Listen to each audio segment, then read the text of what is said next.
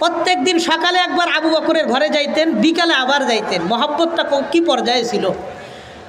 আম্মা আয়েশা বলেন, ফালাম্মা উবতুলিয়াল মুসলিমুন, মক্কায় যখন মুসলমানদের উপর বিপদ আপদ শুরু হয়, এতদিন তো গোপনে ইসলাম পালন করছে, কিছু বলে নাই। যখন প্রকাশ্যে দাওয়াত দেয় তখন মানুষ বিরোধিতা মাত্র শুরু করছে, এমন সময় প্রকাশ্যে আর ইবাদত করতে দেয় না। খরাজা আবু বকরিন মুহাজিরান নাহওয়া আরদিল হাবাশা, আবু বকর সিদ্দিক রাদিয়াল্লাহু আনহু মক্কা ছাইরা হাবশার দিকে রওনা করছেন হিজরত করার জন্য। মক্কা যেই জায়গায় আমি বসে আল্লাহর ইবাদত করতে পারবো না, এই জায়গায় আমি আর থাকতেই চাই না। এই জন্য তিনি মক্কা ছেড়ে হাবশা আবিসিনিয়ার দিকে হিজরতের জন্য রওনা দিয়ে দিয়েছেন। ফালাম্মা বালাগা বারকুল গিমাদ, আবু বকর যখন বারকুল গিমাদ নামক জায়গায় পৌঁছলেন। বারকুল গিমাদ একটা জায়গা, এই জায়গায় আবু বকর পৌঁছেছেন। জায়গাটা কোথায়? লোগাতের কিতাবে লেখে, ওয়াহুয়া মাউজিউন আলা খামসি লায়ালিম মিন মক্কা ফি তরিকিল ইয়ামান, মক্কা থেকে ইয়ামানে যাওয়ার পথে 5 দিন 5 রাত্রের দূরত্বের জায়গার নাম হলো বারকুল গিমাদ। আবু বকর মক্কা থেকে 5 দিন 5 রাতের দূরত্বর জায়গা বারকুল গিমাদে গেছেন। এত দূরে যাওয়ার পরে এক লোকের সাথে সাক্ষাৎ হয়, নাম হলো ইবনুদ দাগিনা। বলেন কি নাম? ইবনুদ দাগিনা। হাদিসের মধ্যে আসছে, তিনি বলেন ফালাকিয়াহু ইবনুদ দাগিনা। ওই জায়গায় যাওয়ার পর আবু বকরের সাথে ইবনুদ দাগিনার সাক্ষাৎ হয়। ওয়াহুয়া সাইয়্যিদুল করা, তিনি হলেন মক্কার করা বংশের সর্দার। মক্কায় 2টা বংশ, কুরাইশ একটা বড় বংশ, করা একটা বড় বংশ। এই করা বংশের একজন সর্দার হলো ইবনুদ দাগিনা। সেই বিশাল দূরে যাওয়ার পরে ইবনুদ দাগিনা ওই স্টেশনে তার সাথে সাক্ষাৎ হয় আবু বকরের। আবু বকরকে দেখার পর ইবনুদ দাগিনা বলে, ফাকাল লাহু ইলা আইনা তুইদু ইয়া আবা বকরিন, আবু বকর আপনি কই যান? মক্কা থেকে এত দূরেই বা কেন আসছেন? আবু বকর মনের কষ্ট নিয়ে জবাব দিয়ে বলেন, কদ আখরাজানি কওমি ফাউরিদু আন নাসিহা ফিল আরদি ওয়া আ'বুদা রাব্বি, আমার গোত্রের মানুষেরা আমাকে মক্কা থেকে বের করে দিয়েছে, এই জন্য আমি মক্কা থেকে বের হইয়া এমন জায়গায় যাইতে চাই যেখানে আমি আমার রবের ইবাদত করতে পারবো। আমি আর মক্কায় থাকতে চাই না, আমি বের হয়ে গেছি, এমন জায়গায় যাব। উরিদু আন আসিহা ফিল আরদি ওয়া আ'বুদা রাব্বি, আমি আল্লাহর ইবাদত যেখানে করতে পারবো সেখানে যাইতেছি, মক্কায় আর থাকবো না।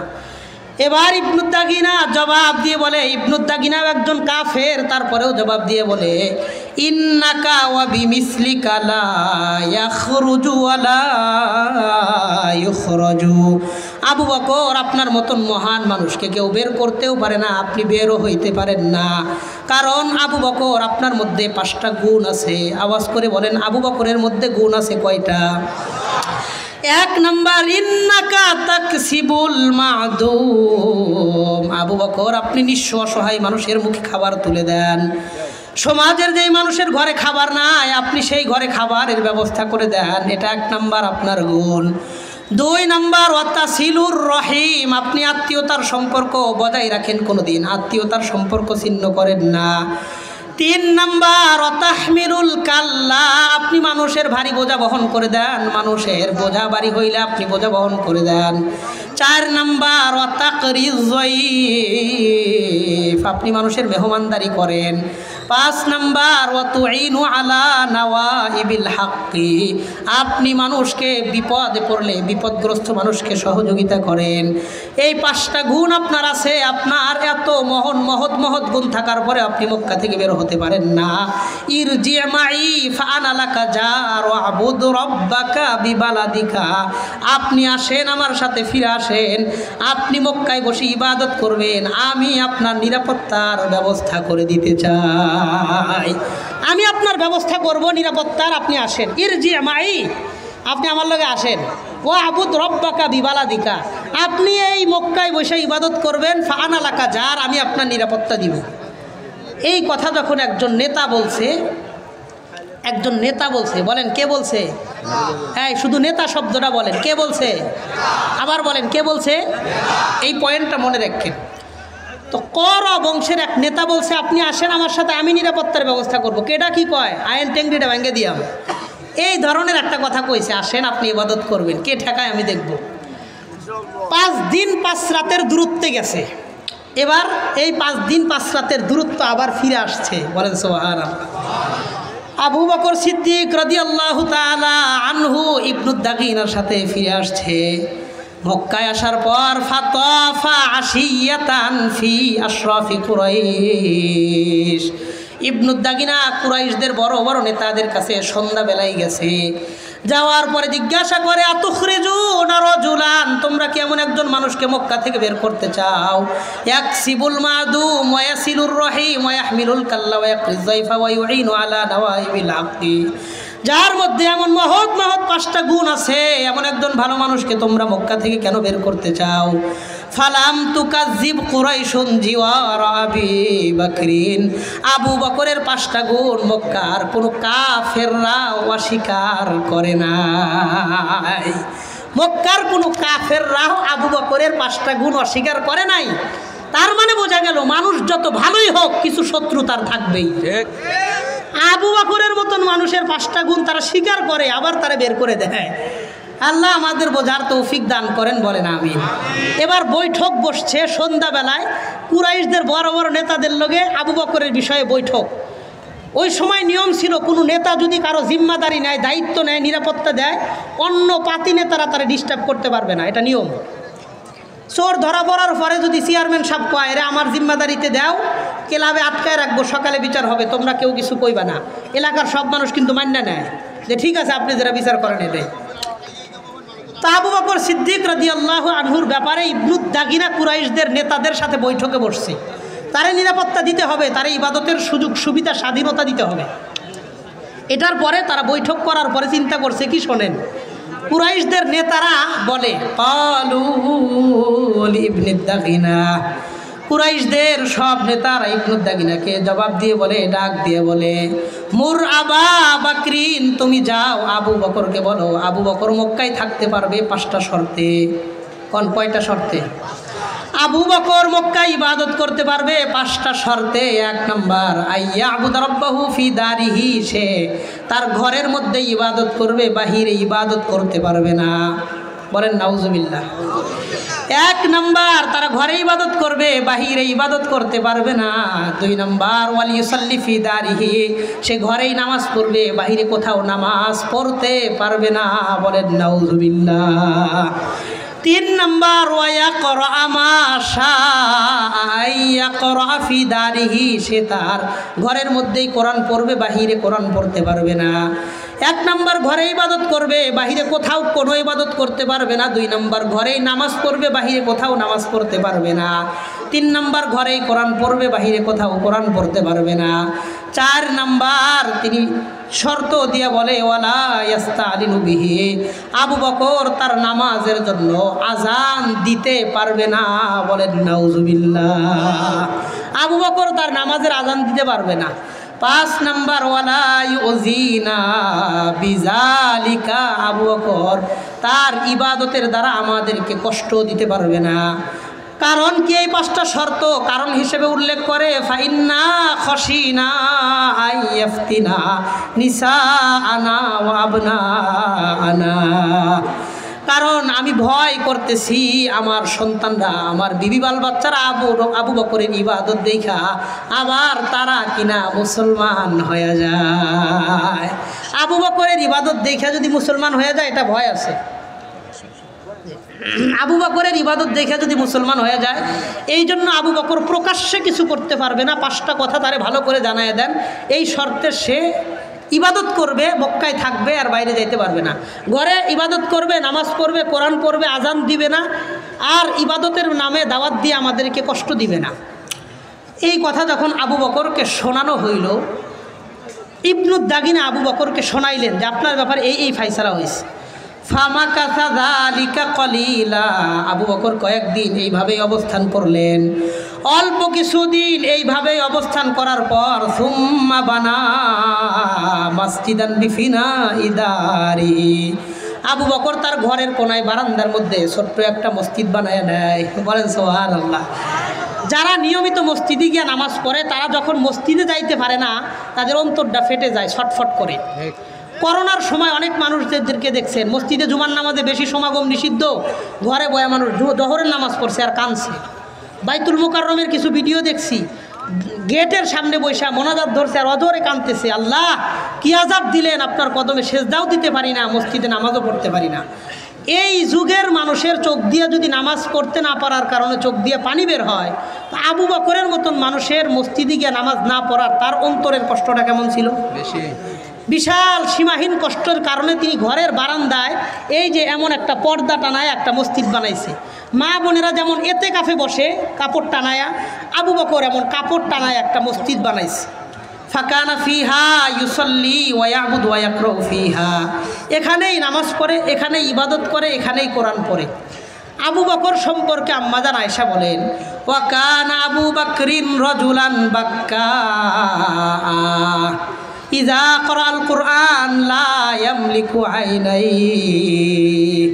আবু বকর যখন কোরআন পড়তেন চার চোখ দিয়ে এই পরিমাণ পানি পড়তো, অঝরে পানি পড়তো। আবু বকর তার চোখের নিয়ন্ত্রণ করতে পারতেন না।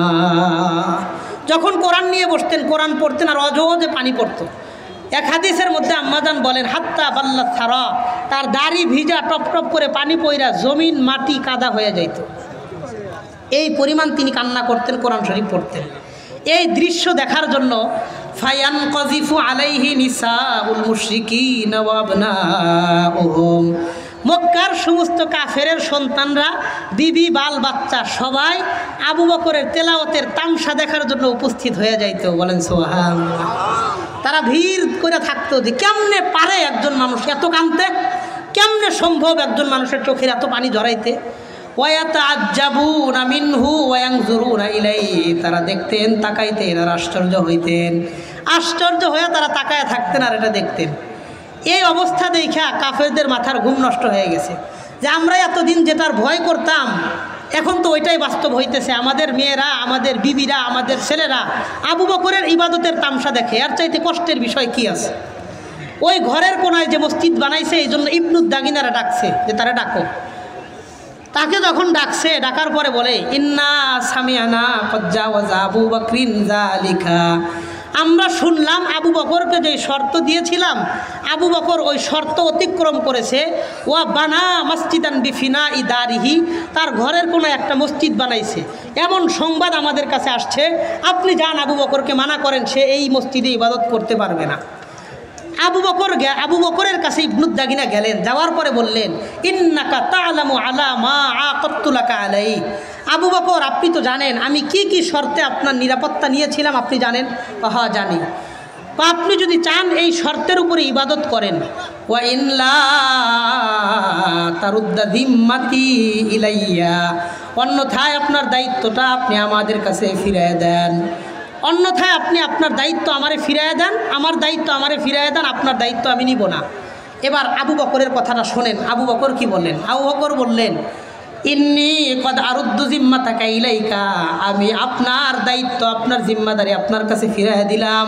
ওয়া আরদা বিজিওয়ারিল্লাহ, আমি আল্লাহর সন্তুষ্ট, আল্লাহর দায়িত্ব, আল্লাহর উপর ভরসা করেই সন্তুষ্ট থাকতে চাই। আপনার দায়িত্ব নিরাপত্তা আমি আপনার কাছে ফিরিয়ে দিলাম। এতদিন পর্যন্ত আপনি যে আমার নিরাপত্তা দিয়েছেন যথেষ্ট, আপনার দায়িত্ব আমি আপনার কাছে ফেরত দিলাম। আমি আল্লাহর উপর ভরসা করে আমি আমার জীবনের নিরাপত্তা আল্লাহর কাছে সুপর্দ করে দিলাম। এই হাদিস বিশাল লম্বা। এক পর্যায়ে বলা হয় আবু বকরের ওই কথার পরে যে আমরা আল্লাহর উপরে সন্তুষ্ট, আল্লাহর নিরাপত্তা নিয়ে সন্তুষ্ট, এই কথা যখন আবু বকরের মতো নরম দিলের মানুষ বলছেন, এর পরের থেকে ইসলাম আর কোনো নেতার ধারস্থ হয় নাই, সরাসরি আল্লাহর সহযোগিতায় বিজয়ের দিকে আগায় গেছে। বলেন সুবহানাল্লাহ। এই জন্য মুসলমান একমাত্র ভরসা করবে কার উপর? এই আমেরিকার উপর ভরসা করলে চলবো না। মুসলমানের একমাত্র ভরসা হবে কার উপর? আল্লাহর উপর। আল্লাহ এটাও বলেন, ইয়া আইয়ুহাল্লাযীনা আমানুস্তাঈনু বিস-সাবরি ওয়াস-সালাহ, ধৈর্য আর নামাজের কারণ, নামাজের মাধ্যমে আল্লাহর কাছে সহযোগিতা চাও।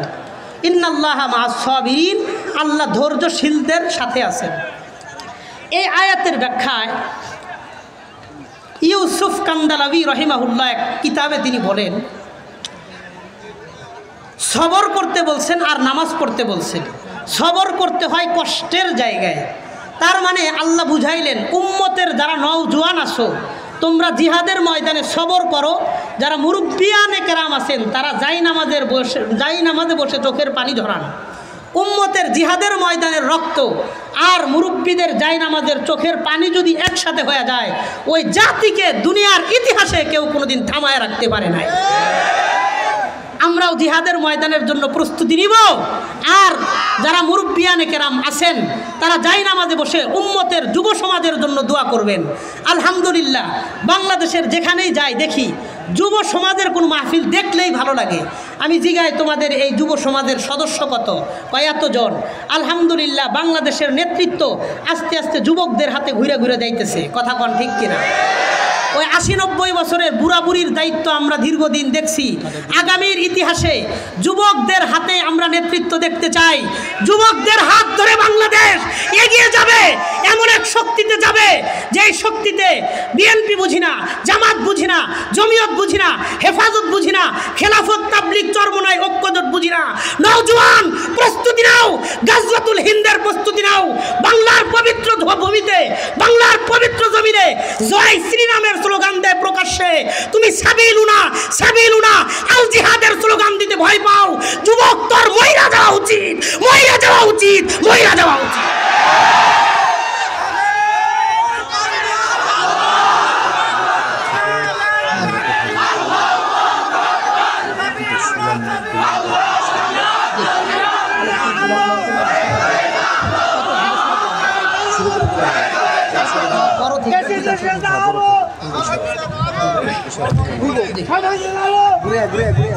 বসেন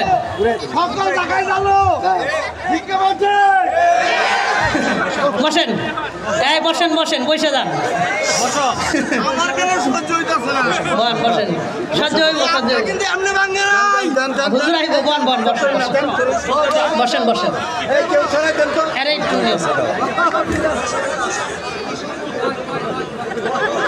সর্বশেষ কথা, আমি আপনাদের সামনে 1 ঘন্টা 10 মিনিট বয়ান করছি। শোনেন, আমি আপনাদের সামনে 1 ঘন্টা 10 মিনিট বয়ান করছি।